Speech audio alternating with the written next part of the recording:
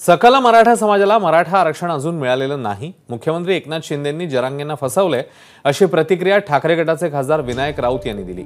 तसंच अध्यादेशात तसा कोणताही उल्लेख नाही असंही राऊत म्हणतात। अध्यादेश काढला आणि त्यानंतर मराठा समाजाने आपलं आरक्षण मिळालं अशा आनंदामध्ये आहेतच, पण प्रत्यक्ष पाहिलं तर सकल मराठा ह्या समुदायाला सरसकट आरक्षण जे देण्याची आवश्यकता होती त्याबाबत मात्र तिथे कुठेही उल्लेख झालेला नाही आहे। मुख्यमंत्री एकनाथ शिंदे यांनी मराठा समाजाचं नेतृत्व करणारे मनोज जरांगे यांना फसवलंय आणि मराठा समाजाला सुद्धा फसवलंय अशी भावना संपूर्ण मराठा समाजामध्ये निर्माण झालेली आहे।